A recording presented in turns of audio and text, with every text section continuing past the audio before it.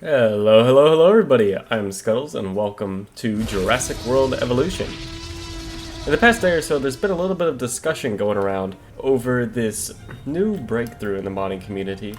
And this breakthrough has allowed there to be a new species added to the game rather than just simply replacing an old species, which is very nice. And this is nice as it doesn't have to put a limit on our creativity and our thought process on what all we want to see in a park whenever we go to build. Essentially before, we either had to have a dinosaur that wasn't in the game before, or use the default one that the game normally has to offer, but you couldn't have both if you wanted that. So for example, a while back there was a mod that allowed us to have a Pachyrhinosaurus sort of in the game, and this basically replaced the Apatosaurus model with a Pachyrhinosaurus, which could wander about throughout your park. And so it was really neat to be able to see something like that you didn't have access to before. But the only downside is that what if you also wanted an Apatosaurus? Well, you couldn't use that because it was used up by the Pachyrhinosaurus model instead. But now that's no longer an issue. I don't know if I'm pronouncing this correctly, but basically Harlequinz Eg0, it looks like, and WaterWitch have found out a way to add a new species to the game rather than replace them. So let's hop over to this feeder and see if we can create this.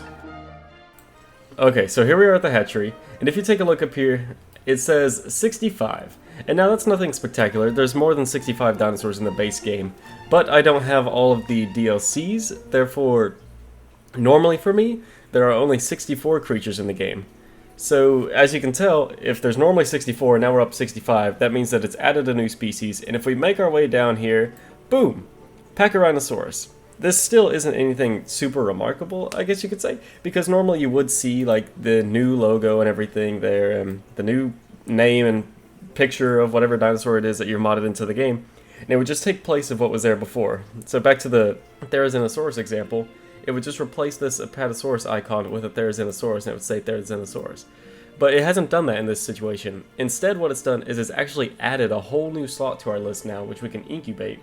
So bam, let's incubate that, and let's see what this incubation looks like. And I believe that there's only one of the skins. Yeah, there's no skins to this yet.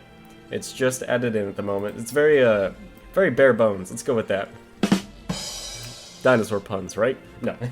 So anyways, we have our Pachyrhinosaurus cooking up in the incubator here, and we'll go ahead and release it in just a moment. And, I mean, really there's nothing too crazy to talk about and get into detail with over this.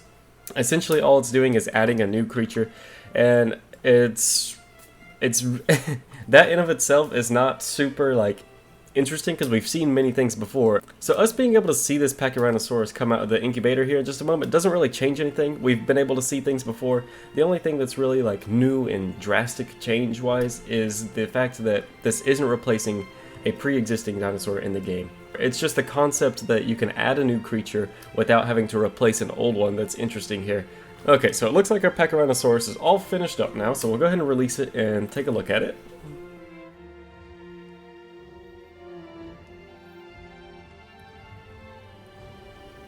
And there it is. And I believe the way that this works is what they've gone ahead and done is they've used the pre-existing like rigs and everything of these quadrupedal or whatever you want to call it dinosaurs, which allows them to basically just like have a copy of it, I guess you could say, instead of just having to actually go and create a whole new thing. I'm not 100% sure on how all of this works. I'm not going to pretend that I do know how it all works. All I know is that it allows us to have this new species instead of replacing one, and it only works on these guys at the moment because it is so new. It's like still got room to improve, I'd imagine. And I guess you can say this is like the prototype that more like future mods and everything will be based on. But nonetheless, this is still a lovely looking Pachyrhinosaurus, and it's very exciting to see where this could go in the future. I believe this has probably been the Sinoceratops body, or rig, whatever you want to call it, that they've stripped from the game and just used to kind of like copy for this because it seems very similar body style and everything. And if you ever see any like weird looking like positions that the body could be in, like I think whenever it was first coming out of the hatchery, its limbs might have looked a little bit outstretched. It's just because it is using the same rig and like animation and everything like that, probably even the sounds too, of the Sinoceratops. It's not like they've gone ahead and changed everything. After all, this is just a copy with like a reskin in a ways, I guess you could say. But yeah, that's about all that I have to really say about this at the moment. there's not too much to really go into detail about, at least from what I'm aware, but I'm excited to see where this goes in the future and seeing what other amazing creations people can come up with next, because it never seems to fail. People always come up with these crazy things I could never even imagine knowing how to do, and yet here they are. People are out there doing them, and it blows my mind. So yeah, a bit of a shorter video today, but I hope you guys enjoyed it nonetheless, and I will catch you all next time. See you later. Bye-bye.